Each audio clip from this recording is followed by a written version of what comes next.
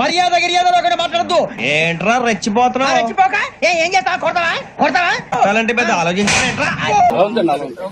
ఒక కూలంకుషంగా ఒక press meet పెట్టి దీని గురించి మాట్లాడతాను.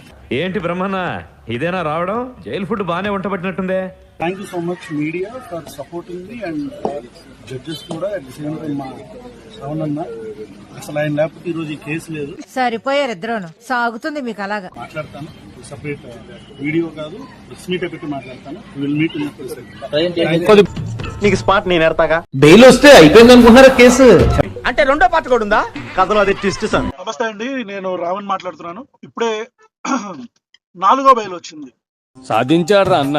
అసలు ట్విస్ట్ చూస్తే షాక్ అయిపోతారు. 4వ బెయిల్ వచ్చింది. ఈ 4వ బెయిల్ వచ్చిన తర్వాత మళ్ళీ 5వ అరెస్ట్ టోల్ గేట్ దగ్గర పట్టుకొని ఇప్పుడు మళ్ళీ నక్కపల్లి తీసుకెళ్తున్నారు. వేంపాడు టోల్ గేట్ దగ్గర. ఈ దేశంలో 100 మంది చెప్పిన కసుపు కూడా ప్రాథమిక హక్కు ఉంటుందండి. That is the beauty of the constitution. అరే ఏం మాట్లాడుతున్నారా నువ్వు? నీకేమైనా బుర్రున్నదారా? అలాంటి కసబు లాంటి వ్యక్తికే ఉన్నప్పుడు ఒక భద్రప్ప ఏంట్రే మొరటి పనులు? ఒక విషయం గుర్తుపెట్టుకోవాలని ప్రభుత్వానికి చెప్తున్నా. చెప్పరా కాకినాడలో పుట్టిన కాకి నా కొడక.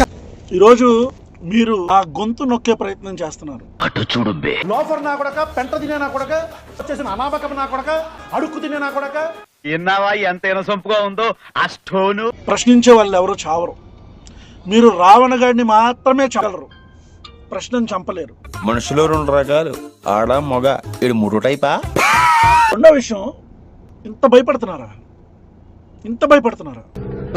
ఈ దౌర్భాగ్యం ఏంటంటే నీకు తెలియదురా అని నేను చెప్పాలనుకోవటం, తెలియకపోతే తెలియదని అని ఒప్పుకోకపోవటం. ఒక 500 మంది పోలీస్ ఫోర్స్ ప్రతిరోజు నా కోసం వాళ్ళు అహర్నిశలు తిండి తిప్పలో లేకుండా తిరుగుతున్నారు. పట్టు నువ్వు ఎంత కాకబట్టినా ఇక్కడ పడేవాళ్ళేరే. ఎస్పీ క్యాడర్ దగ్గర నుంచి కానిస్టేబుల్ క్యాడర్ దాకా ప్రతి ఒక్కరు నాకు సెక్యూరిటీ ఇచ్చుకుంటూ తిరుగుతున్నారు. జోడించి కొట్టేస్తాను ఎతవా. ఇదా ఆంధ్రప్రదేశ్ ప్రభుత్వం చేసేది? సిగ్గనిపించట్లేదా మీకు?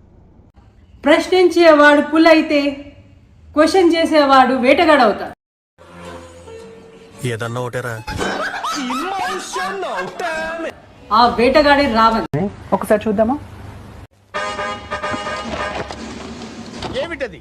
గుడుంబ మూవీస్ వారి గుడి వెనక నా సాంగ్.